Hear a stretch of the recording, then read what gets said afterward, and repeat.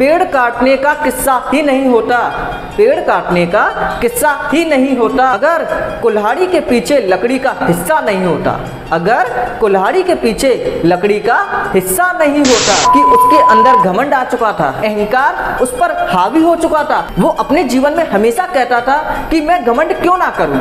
रावण एक योद्धा, ऋषि विसर्वा और राक्षसी केकसी के पुत्र रावण को अनीति, अनाचार, दंभ, काम, क्रोध, लोभ, अधर्म और बुराई का प्रतीक माना जाता है और लोग उससे घृणा करते हैं, उसकी बुराई करते हैं। लेकिन सबसे महत्वपूर्ण बात यह है कि दशानन रावण में ना जाने कितने ही राक्षसी तत्व क्यों ना हो, लेकिन हम उसकी अच्छाइयों को बिल्कुल भी अनदेखी नहीं कर सकते, क्योंकि रावण के अंदर जितनी भी बुराइयां पाई जाती थी उससे कहीं ज्यादा उसके अंदर कुछ अच्छे गुण भी पाए जाते थे। जब जब श्री राम और रावण की बात आती है तो मुझे तब तब यह पंक्तियां याद आती हैं। श्री राम तुम्हारे युग का रावण अच्छा था, श्री राम प्रभु तुम्हारे युग का रावण अच्छा था, 10 के 10 चेहरे सब बहार रखता था। कलयुग के अनुसार देखें तो रावण बनना भी कहाँ आसान था। रावण में अहंकार था तो पश्चाताप भी था, रावण में वासना थी तो संयम भी था, रावण में सीता को हरण करने की ताकत थी तो बिना सहमति पर स्त्री को स्पर्श ना करने का संकल्प भी था।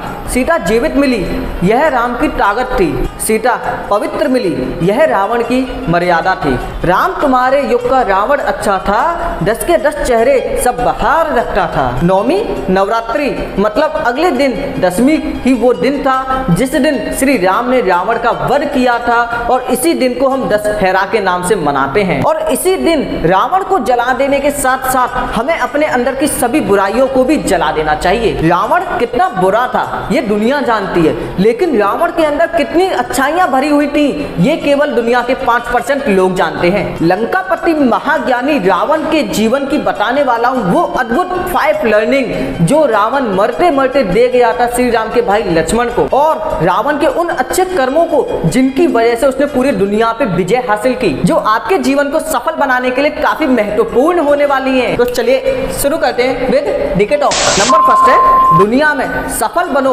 लेकिन अहंकारी बिल्कुल ना बनो। रावण ने अपने अंतिम समय में खुद यह स्वीकारा था कि उसके अंदर घमंड आ चुका था, अहंकार उस पर हावी हो चुका था। वो अपने जीवन में हमेशा कहता था कि मैं घमंड क्यों ना करूं, क्या मुझे ये शक्तियां भीख में मिली हैं? नहीं, मैंने इन शक्तियों को पाने के लिए ना जाने कितनी कठोर तपस्या की है, के लिए कई सालों तक तपस्या किया, कठिन परिश्रम किया है, तब कहीं जाकर वरदानों में मुझे ये शक्तियां मिली हैं। और उन सभी शक्तियों पर जो उसे वरदान में मिली थी रावण को काफी ज्यादा उन पर घमंड हो चुका था, और जिस घमंड और अहंकार की वजह से उसका पूरा परिवार और उसका खुद का विनाश हुआ। रावण के जीवन से यहाँ जो सीखने लायक बात है वो है उसका अनुशासन। रावण ने जिस तरह से तपस्या की, वर्षों तक तपस्या की और अनुशासन के साथ तपस्या की, वो रावण के जीवन से सीखा जा सकता है उसका अनुशासन। जो नहीं सीखा जा सकता वो है घमंड। आप अपनी लाइफ में कभी भी किसी भी मुकाम तक पहुंच जाए तो आप अपने आप को बदलिएगा मत, वक्त बदल जाए लेकिन आप अपने आप को मत बदलिएगा,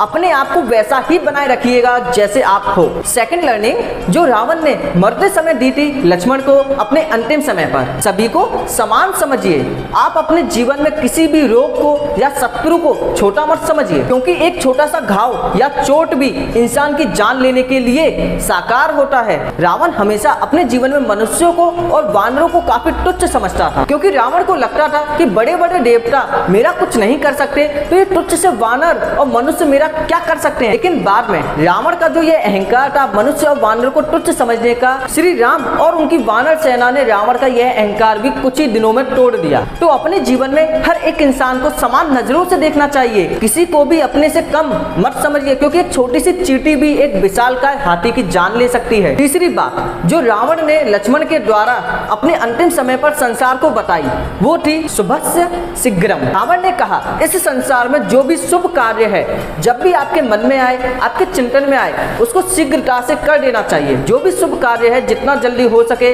उसे कर देना चाहिए, और अशुभ कार्य जो गलत काम है उसको जितना छोड़ सकते हो छोड़ दीजिए, लेकिन शुभ कार्य को करने में देरी ना करें। नंबर 4 लर्निंग जो रावण ने लक्ष्मण के द्वारा संसार को बताई, जो आपके लिए होने वाली है काफी ज्यादा इंपॉर्टेंट। अपने जीवन का कोई भी राज हो उसे किसी को नहीं बताना चाहिए, चाहे वो आपका भाई या फिर आपकी पत्नी ही क्यों ना हो। एक कहावत जो आपने हमेशा सुनी होगी, पेड़ काटने का किस्सा ही नहीं होता, पेड़ काटने का किस्सा ही नहीं होता अगर कुल्हाड़ी के पीछे लकड़ी का हिस्सा नहीं होता, अगर कुल्हाड़ी के पीछे लकड़ी का हिस्सा नहीं होता। हर इंसान के सफल जीवन में अपनों का साथ काफी जरूरी है। श्री राम ने रावण को इसलिए मार पाया क्योंकि लक्ष्मण जैसा भाई उनके साथ था, और लंकापति रावण चारों वेदों का ज्ञाता की पराजय केवल इसलिए हुई क्योंकि विभीषण जैसा भाई रावण के साथ नहीं बल्कि उसके शत्रु श्री राम के साथ था, क्योंकि विभीषण जैसे भाई ने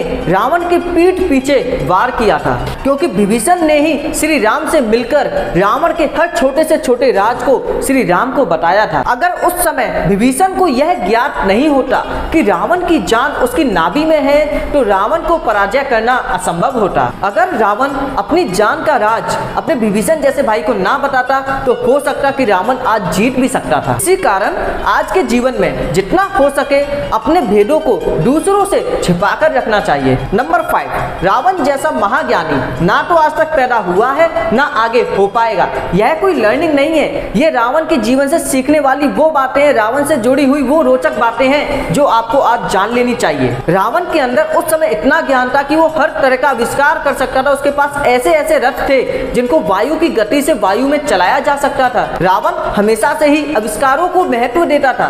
वो स्वर्ग तक सीढ़ियां बनाना चाहता था, वो सोने में से सुगंध आए ऐसा आविष्कार करना चाहता था। सेकंड, वो अस्त्र हो गया, शस्त्र हो गया, इन सबको बढ़ावा देने के लिए हमेशा काम करता रहता था। रावण इतना महाज्ञानी था कि रावण के जीवन से सीखने के लिए बहुत कुछ है। रावण की अच्छाइयों में से भी सीखा जा सकता है और रावण के अंदर जो बुराइयां थी उनसे भी सीखा जा सकता है कि हमें संसार में क्या करना चाहिए और हमें संसार में क्या नहीं करना चाहिए। इंसान चाहे कितना भी बुरा क्यों ना हो, हमें हमेशा इंसान के अच्छे कर्मों को देखना चाहिए, उनसे प्रेरित होना चाहिए, उनसे कुछ सीखना चाहिए। क्योंकि श्री राम जिनका शत्रु था रावण, लेकिन फिर भी लक्ष्मण अपने भाई को रावण के पास भेजा था अंतिम समय पर उनसे ज्ञान लेने के लिए। चाहे बेशक आपका कोई शत्रु ही क्यों ना हो, अगर उससे कुछ सीखने को मिल रहा है तो सीख लीजिए। अगर ऐसे ही आप श्री राम भक्त हनुमान के जीवन से चाहते हैं कुछ सीखना तो वीडियो का लिंक पड़ा हुआ है डिस्क्रिप्शन बॉक्स में, जाके देख लेना। तो चलेगा, आज की वीडियो करते हैं फिनिश।